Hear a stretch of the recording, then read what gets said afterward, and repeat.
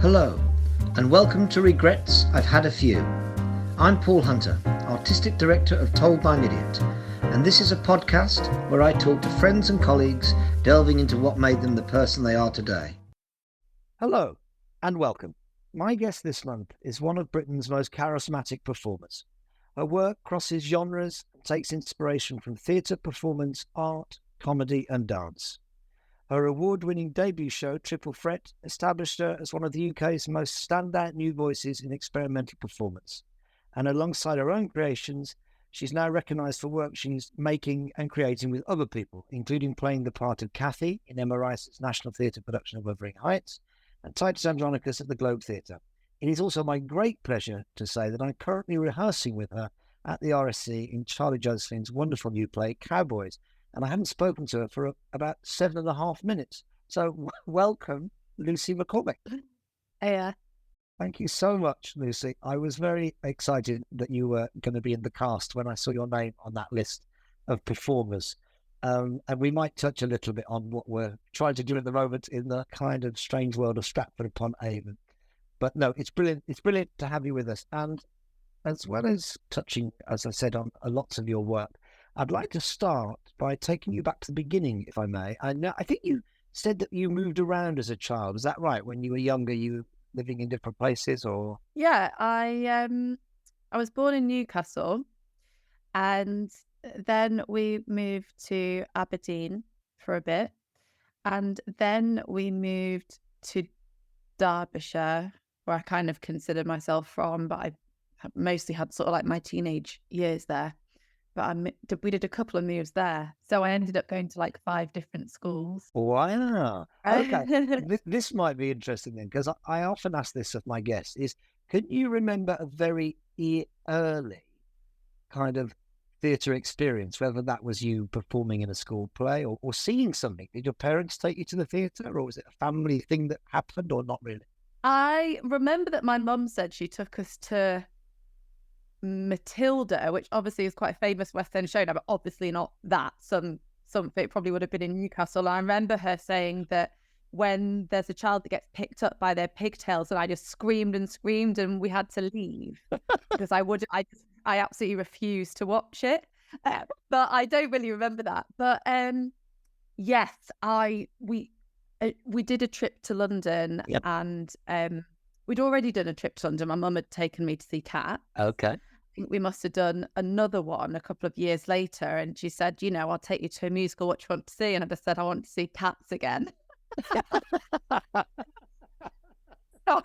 Yeah, just stuck with what I knew. What was it about Cats in particular that struck you? Oh my God, I just thought it was the classiest, most beautiful thing I'd ever seen. Do you know, it's really interesting. My partner is a huge fan of Cats as well. It was quite a formative thing for her, so I can connect with you over that. Also, I'm quite interested in the performance of Matilda that you don't quite remember, that you were showing some early signs of your disruption in the theatre building by screaming and wanting to get out. Early signs of cowardice, yeah. And what about your own early performance? Were you in school plays? Or? Yeah, pretty much. I remember my mum saying to me as well that I never was like massively a joiner-inner, and she was always trying to, they're always trying to sort of fob you off and say, do this, do that, because they don't want to look after you. So she was always trying to send me to clubs, and I absolutely hated clubs. And then she did say that she couldn't believe it when one day, and I think I was maybe 11 or 12, I said, oh, there's this, drama club and I want to go. And yeah, from like secondary school age, I was always in like the school musicals and stuff. And that was, to be honest, the height of my fame. And it's really all been downhill since I started Honk the musical in the Derbyshire Dales. I don't believe that for a second, although the idea of you in Honk the musical is something that does appeal. So you said your mum was surprised when you suddenly declared, oh, I'd like to join this club. Because you said you felt sometimes you weren't a great joiner-inner or whatever. No. What was it about performance that suddenly made you go, oh, I quite like the idea of getting up and being somebody else or trying to do something like that? I don't know. I think it's hard to articulate that, isn't it? But it's weird. You just kind of, it's just an instinct. And I definitely wasn't very good. And I haven't been very good, like, most of the time.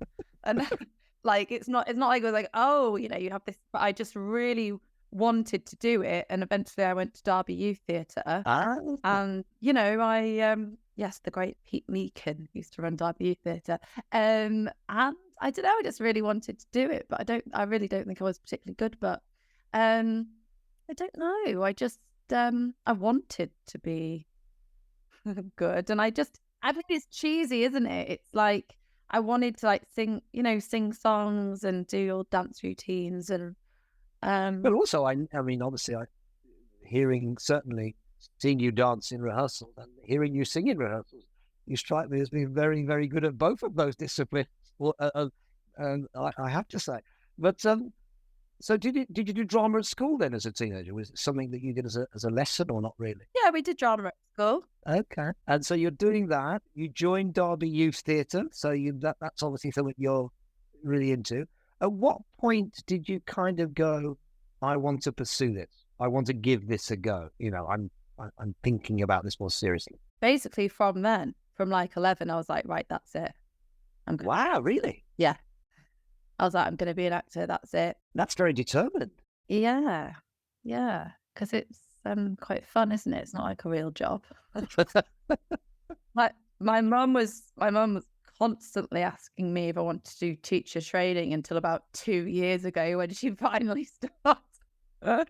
Can I say that is something we share, Lucy? When I don't know about your background, I haven't asked you. You have any show business in your background at all in your family, or are you the only one? No. Yeah, I was similar. I think I've said this before, and listeners will remember this. But my dad was an electrician. My mom was a dinner lady, and a bit like you. I really liked sport. That's not true. I liked being in sports teams. I really enjoyed that, and I never really thought about drama. But eventually, when I did a school play, about 15, I thought I really like this. And then I kept it to myself because it wasn't the kind of thing where I went to school in Birmingham that people admitted to wanting to do. And then eventually I came clean with it to my parents and my elder sister. And they said the same thing. You're really good at English. Why don't you go to university and you could teach English and then do plays? Yeah. And I said, I don't want to do that. And then my sister said, but if you do that, you'll have something to fall back on. And I vividly remember saying, I don't think I knew this, it was more of an emotional response. And I kind of shouted, if I have something to fall back on, I will fall back on it. Which in a way, I look back on that and I thought I'm quite impressed with my younger self for saying that. Oh my God, definitely. Yeah. It is quite an all or nothing thing, isn't it? Well, I suppose in a sense, I mean, I wasn't stupid. Well, I was stupid, but I kind of realized I couldn't carry on forever if it wasn't working. But I suppose your drive from an early age. What did you start to think about drama schools? Did you have a teacher who advised or helped? How did the train? Because you went to East 15, didn't you? Yeah. So how did that come about? Well, I auditioned to all the fancy schools and I didn't get in, so I went there. Same here. I've had quite a few guests who have come up with that answer. I mean, come on. If I'd have got into RADA, then obviously I would have gone. So did you go somewhat reluctantly to East 15, or did you think it's a drama school, I want to go? Yeah, no, I didn't go reluctantly. I was aware it wasn't like, or maybe I wasn't as aware, to be honest. I just kind of thought like, it's in London, although I didn't really realise it isn't sort of quite in London. It's quite far out. And I knew that like Alison Steadman had gone there. Yeah. And now I'm really pleased that I went there. I mean, I think all these courses, a little bit you make of them what you will sort of think. I'm sure they've all got pros and cons and stuff, but it's quite like, I think, I was going to say experimental. I don't think it is experimental these days. It's actually quite a standard drama training, but I think there's still a sense of like they're quite into like improvisation and play and all that stuff. Yeah, for sure. Yeah. And what course did you do? I did the 3-year acting course. Oh, okay. Yeah, the kind of traditional actor training course, because I know they've got like a very well respected sort of contemporary theatre course as well. Yes. No, I never wanted to do that. I just absolutely was just I just wanted to act. So I didn't think for a second I'd end up making my own work or anything. Well, that's interesting, because that's going to bring me obviously to those questions I'm fascinated about. But that's interesting. You were clearly still hoping for a part in a revival of Cats at some point then, when you went down to I mean, it's interesting because you mentioned the contemporary, whatever the course is called there, and at Told by an Idiot, we've worked with quite a few sort of younger performers that are brilliant who have come off that course in terms of their instinct and their skills and the things they can do. It's a very interesting place in a sense. And when I've taught there a bit as well. Yeah. So you go wanting to be an actor. Yeah.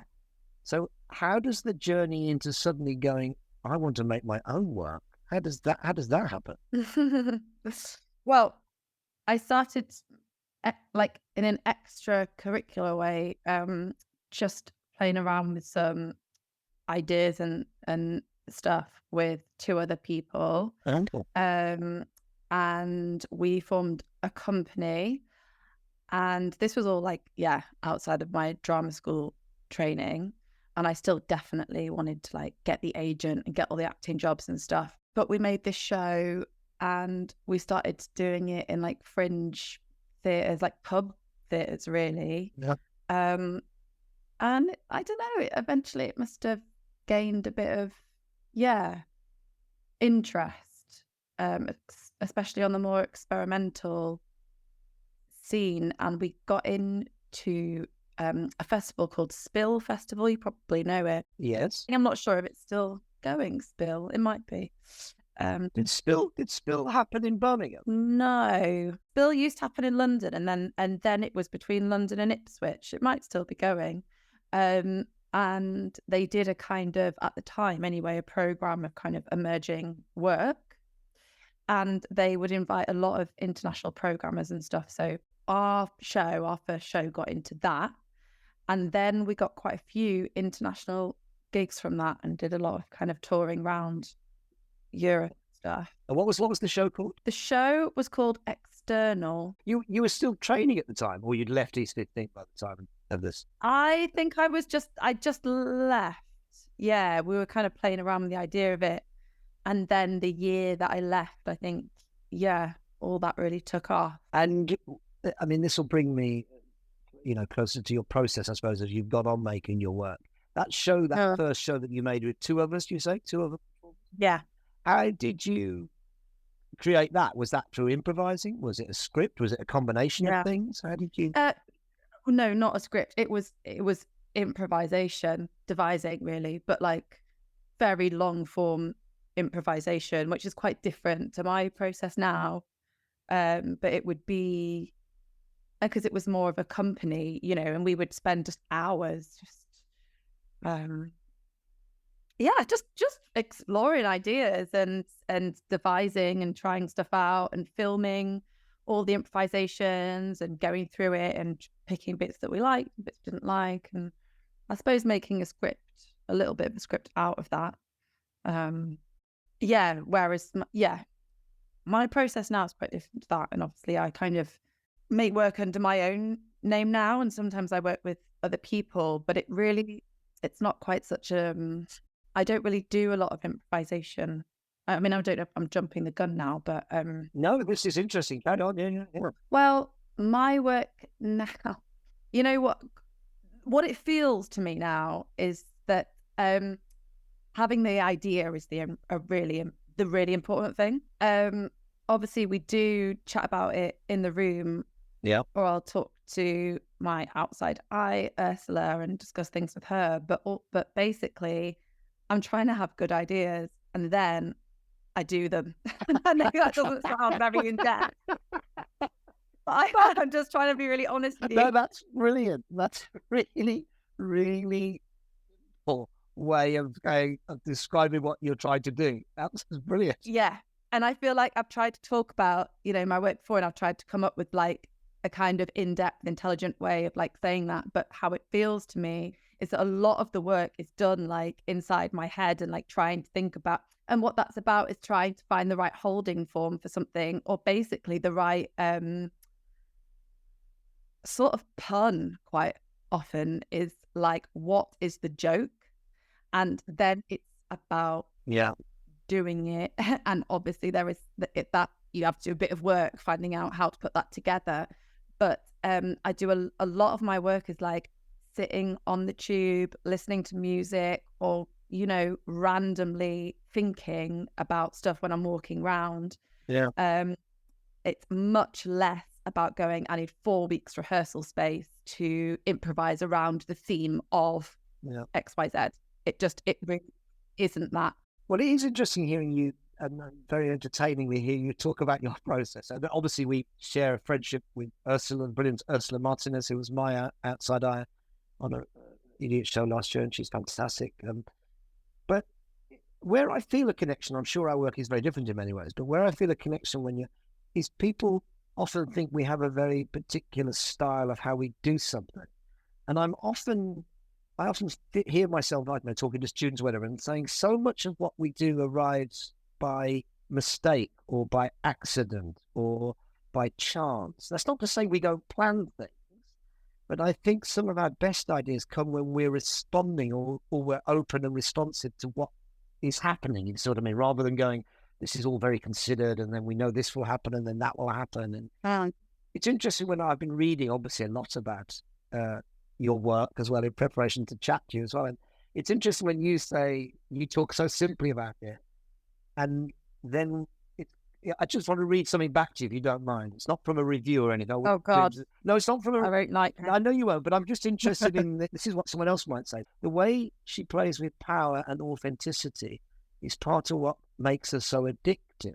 And I thought that was a really interesting, someone talking about how they see your work. And I suppose your persona, the version of yourself. You say your shows have your name, but to what is that version of yourself? I suppose I'm trying to get at. What is that version of you on stage that you're playing with? Yeah, this is also like a question that I've played around with various answers to this question, so I'm just trying to pick in my head which one I'll say today. That's all right. But I think also like maybe I'm like refining my answer, which is that the persona is a question itself in the work always. And there are like different levels of, again, it feels I don't know how it comes across, but it feels to me as if there are like these different layers of the persona. And at any time during the show, I might be on like level 10 or I might be on level 1. And sometimes when I'm performing, I feel very, very close to myself. Like I'm literally just like this, like talking now as me at times in the shows. And then 5 minutes later, 5 seconds later, I might feel like I'm really doing a kind of almost like a caricature of myself, or like an extreme version, or like an awful version, or a brilliant version of myself. And the shows feel like a kind of attempt almost to kind of find out who I am, or find out who, you know, the audience wants me to be, or, you know, so I just think that is just, it's something that is explored. It's not a concrete thing in itself. So yeah, that's how I feel about that, I think, right now. Okay. Well, that's, yeah, this is a quote that I think you said at some point. I'm not holding you to it, but I was also interested in this. This is attributed to you anyway, Lucy, where you said, my shows are a way to test out a braver version of myself. Yeah. Is that something you kind of... Yeah, but I think that's fair enough, don't you? Well, sure. Mean, I think anyone that performs, you know, if only in life we got to rehearse what we were going to say and then say it. I mean, come on, that does help. So it's like, you know, I think I also, like vulnerability is also really important to me when I'm making work. But I think that some people do ask me about being brave sometimes, because my work can have these like quite extreme moments. And just that really, that I feel like in a way, any performance is a bit of a performance of being brave. But I think that especially for me, because I don't know, because I do play with persona, I feel like I can do a lot of stuff on stage that, like, I mean, I have my moments in real life, don't get me wrong, but most of the time I just let things slide because it's easier. Simply are. But I just want an easy life. But so I suppose I'm also being in a rehearsal room with you, which I'm really enjoying, and we don't have. It's quite a big ensemble show, isn't it? There's lots of times when there's lots of us on stage, and I don't want to give too much away about this. I think rather wonderful script that we're doing, and the impact that a character has on kind of the community in a sense, which I find interesting. But what I feel when I look at you, which is maybe something that connects to me, is it feels like you have a lot of pleasure. I don't know if you'd use that word. It's a word that we use a lot. Yeah. Having pleasure as a performer feels really important to me. That it's a really important thing to try to nurture. That's really. And when I look at you, I feel that there's a lot of pleasure there.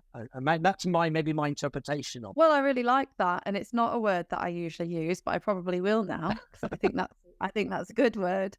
I think I talk sometimes about desire. Yeah. But that I stole that from there's a performer and academic called Lois Weaver. Yeah. Do you know her? No, I don't. I was at some talk that she was doing. She was talking about, put something quite simply about what do you desire to do on stage. So that feels close to pleasure in a way. But I mean, what's the point if you don't enjoy it? You know, it's good to. Exactly. And I think and also I think somewhere wrapped up in that is, for me, is enjoying not having any kind of vanity, or enjoying the sense of I don't really, if I'm in the situation and it feels authentic and genuine, then and obviously that's something I think of when I think about your work. Yeah. There's in a really brilliant way, there's a real lack of vanity about, and I don't mean any specific extremes of behavior. I just mean, because for me, performing, it's always the tension between caring and not caring at the same time. Yeah. And I think the more that performers play with that tension, the more brilliant it can be. Love that you said that. Yeah, I think it's a brilliant thing to try and get rid of your own vanity.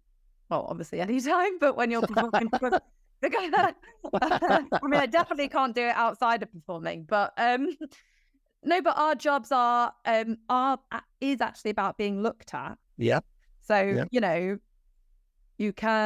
that can instill a certain kind of vanity, but actually you have to sort of, don't know, it's also about like certain kind of generosity or something. Yes. Yeah. No, I see what you mean. And also with an audience as well. And I think that is something audiences really love, I think, when they feel that. Yeah. And when they feel a certain type of authenticity as well. I think that's something that an audience really connects with. I feel like it's brilliant talking about your process, but I feel it's time to go to our item that we have each month, which is Ask an Idiot.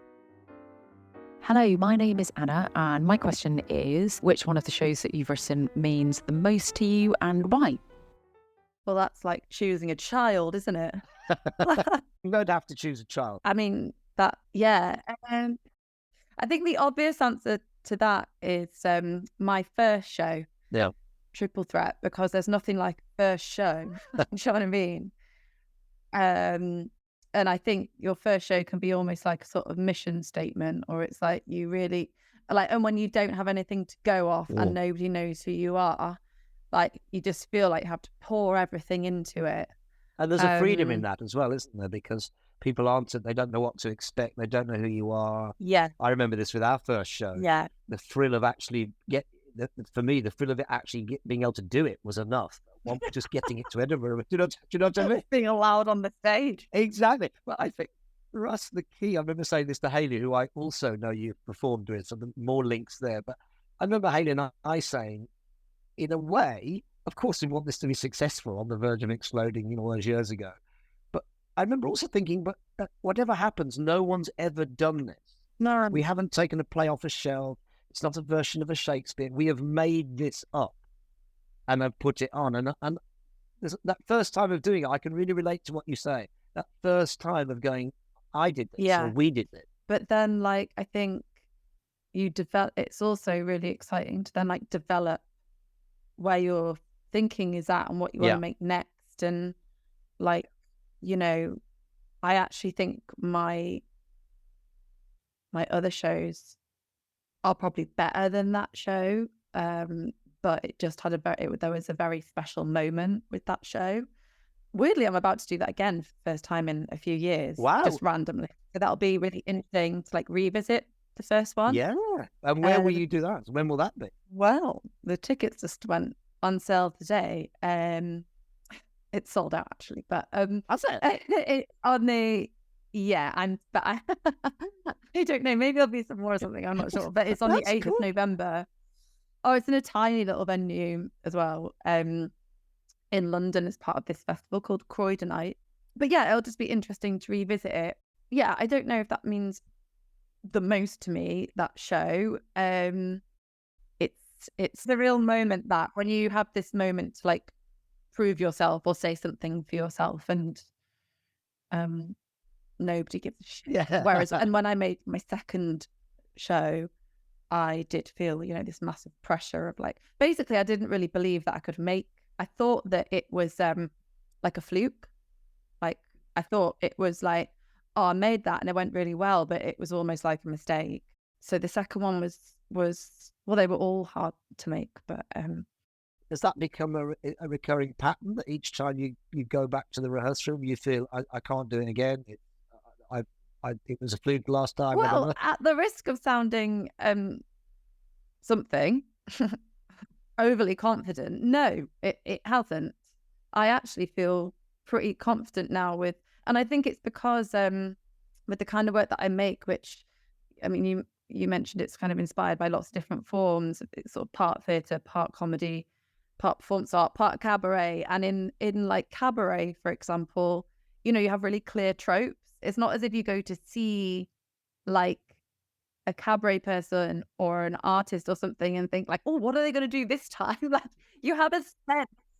But it's like you are kind of going to see them to experience what you know of them. And I think people know it's going to be me for a start. So it's like, it's going to be a certain thing which I have developed. And I absolutely, the more I do it, I'm comfortable with it. I know what my starting points are. I know some of the things that I'm going to work with, that I'm going to do. And even I'm going to say like little bits that I say, I'll say them in every show because they're like, it's your shtick. Do you know what I mean? Yeah. So, yeah. So what I'm trying to say is I actually don't feel like that, which is pretty cool to like. Yeah, no, that is And also it's partly because my process is also about, and where I really feel like my work kind of lives in a way is not in the hour-long shows that I make and basically like put on to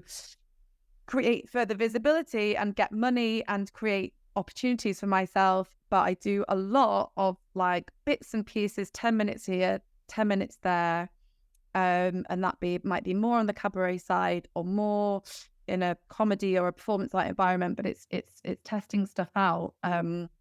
Or more than that, making the work, I don't know, for that night, and it speaks for itself. And then so I'm sort of like constantly doing it and developing it so that when I come to a show, it's not so much like starting from scratch. It's more like, oh, what is this like collection of ideas that I've been looking at over the past year or a couple of years? And yeah, that's pretty nice, to be honest, at this stage, because it's very different to when I was first working and just being like, who am I and what do I want to say? And that's a really interesting way of you and kind of illuminating what it is you do, because it feels like you're also trying things a lot, but you also sounds like you're trying things a lot in front of an audience. And I really like that. And it's in our own way, it's something that we often talk about. There's no reason to do anything ultimately if there is no audience. It's pointless. So I think that sense of trying to consistently try it in a live environment with people watching, however rough it might appear or however, I think there's a lot of merit in that. And we discover huge amounts, I think, when we're making something. And I think that's kind of, I think what I was trying to say when I said like, it's pretty much like have an idea and do it.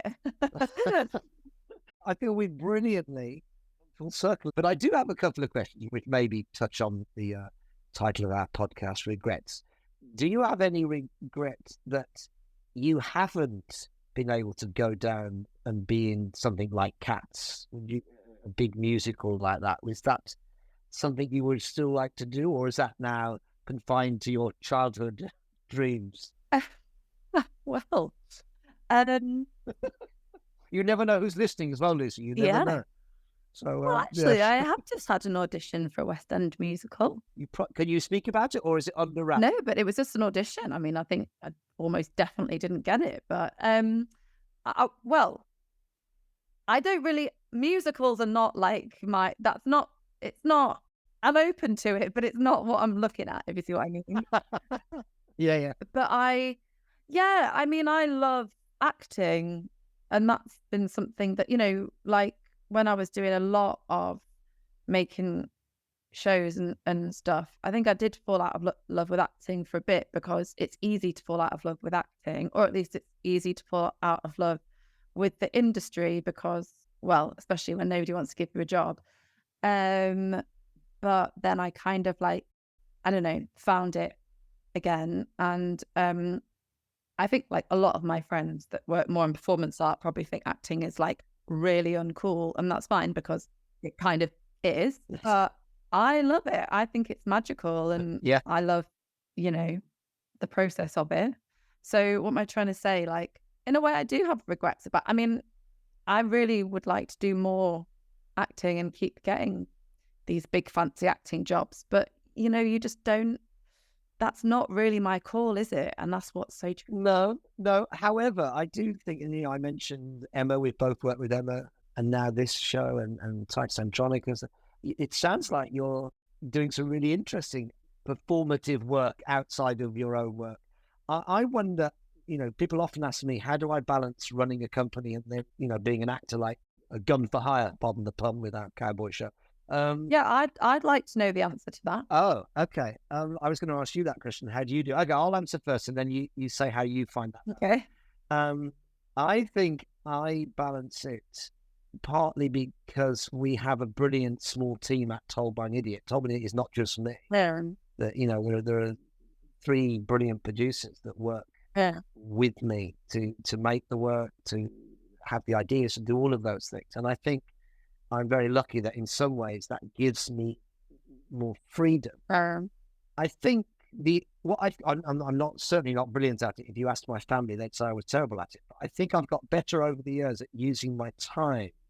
So when I'm, working on a show as an actor, then I prioritize the time around that really specifically to keep the momentum, which I have to do. The company can't go on hold while I go off and do some acting gigs. So finding that kind of combination of people that I really like working with, and we have a click. And then also just personal things. I mean, you mentioned Ursula, who's clearly a big collaborator. I presume you'll continue to collaborate. I mean, she spoke so highly and warmly of you. And I think sometimes what I feel really helps me is just hour-long phone call with Hayley. Like the other day in Stratford, I didn't think I'd get her, but she was filming, and then she picked up and we joked and laughed for her, and she said, "Oh, tell Lisa I'm going to come out."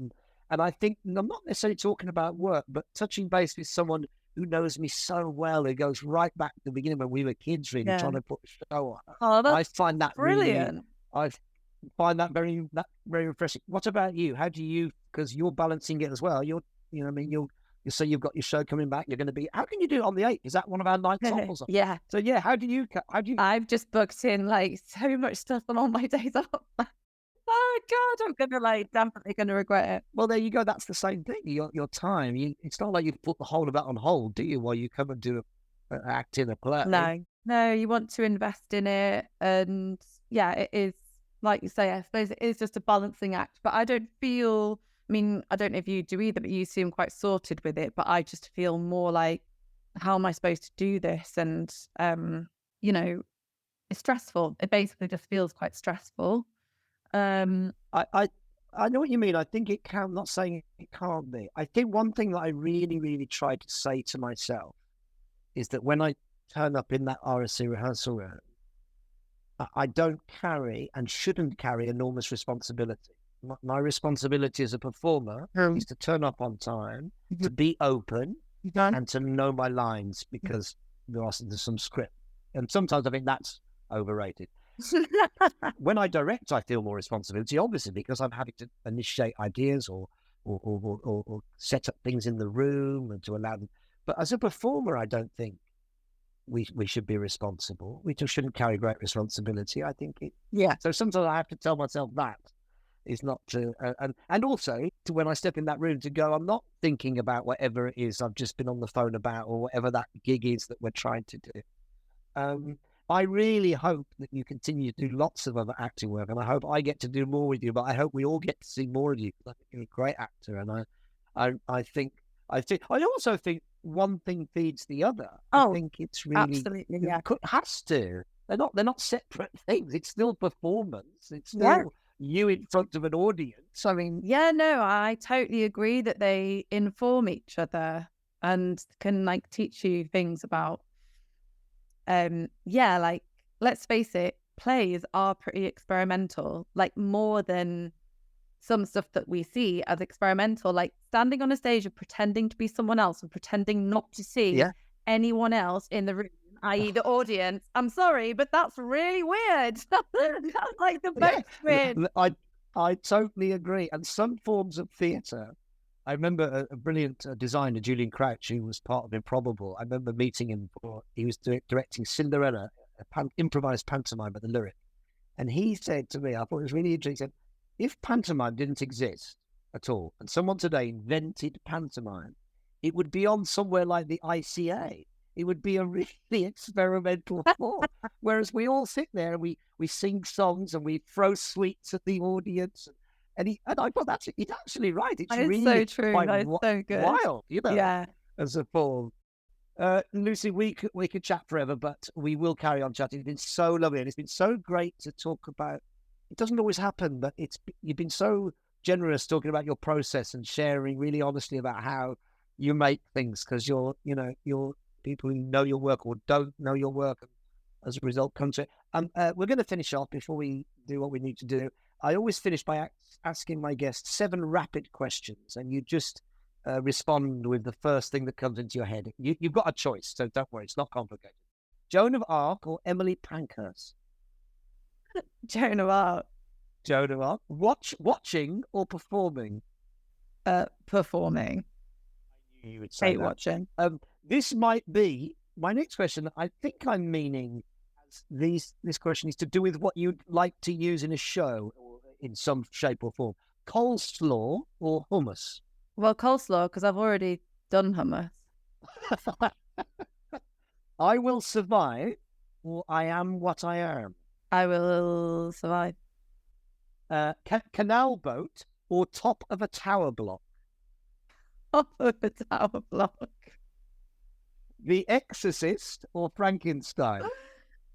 Exorcist, definitely. Sounds like one of your favourite films, and you said that maybe you should do something with that. Recognition or controversy?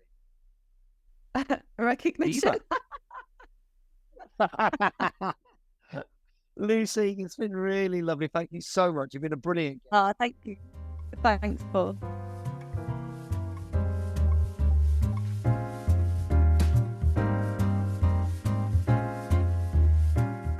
Dear listeners, if you've enjoyed this idiot podcast, please spread the word